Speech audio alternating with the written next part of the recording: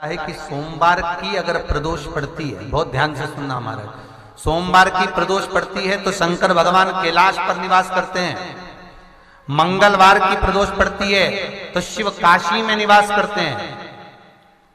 बुधवार की प्रदोष पड़ती है तो शिव रजत भवन में निवास करते हैं। गुरुवार की प्रदोष पड़ती है तो शिव गंगा के स्थल पर निवास करते हैं। शुक्रवार की अगर प्रदोष पड़ती है तो शिव नीलकंठ पर विराजमान होते हैं। शनिवार की अगर प्रदोष पड़ती है तो शिव शमी के वृक्ष के नीचे रहते हैं। और रविवार की जब प्रदोष पड़ती है तो शिव बेलपत्र के पेड़ के नीचे निवास करते हैं। महाराज, ये एकादशी शंकर से कह रही है कि आपका स्थान ये नहीं कि आप कैलाश पर मिले, उस वार को, उस तिथि के दिन, उस अनुकूल।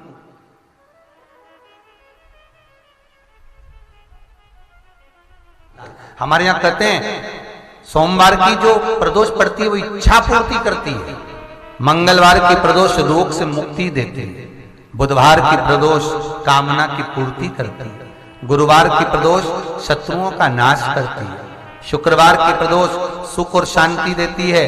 शनिवार की प्रदोष संतान का सुख देती है। और रविवार की प्रदोष जो काम दुनिया में कोई नहीं कर सकता वो अचूक फल की प्राप्ति रविवार की प्रदोष करा देती है। महाराज, ऐसी प्रदोषों का नियम वर्णन किया चाहिए। भगवान कहते ठीक है, तू थोड़ी देर खड़ी हो। एकादशी सम्मुख खड़ी हुई।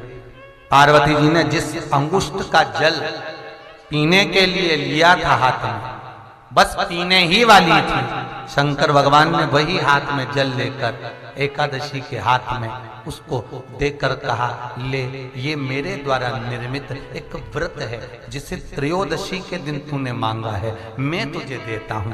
आज इस व्रत का फल मैं तुझे प्रदान करता हूं। अब तू जिस जीवात्मा को लेकर जाएगी उसका पाप प्रबल नहीं होगा।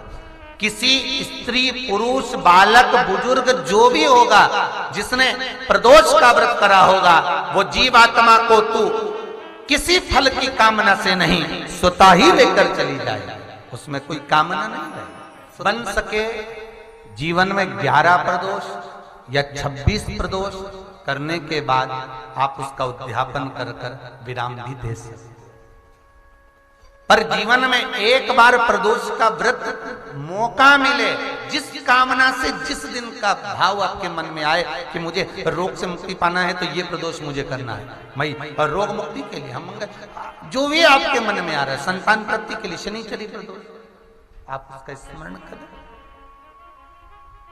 फिर लिखा शिव महापुराण में, बड़ा सुंदर लिखा वेदव्यास जी ने, मान लो आप प्रदोष का व्रत नहीं कर सकते, आप अगर व्रत नहीं कर सकते तो प्रदोष के दिन, प्रदोष काल में शाम का समय, सूर्यास्त का कुछ पल, कुछ घड़ी के पहले से लेकर बाद तक का प्रदोष काल के अंतर्गत आप शंकर जी के मंदिर में जाकर 1 लोटा पानी, 5 बेलपत्र भी अगर समर्पित करते हैं तो संपूर्ण प्रदोष का फल आपके भाग्य में प्रबल हो जाए।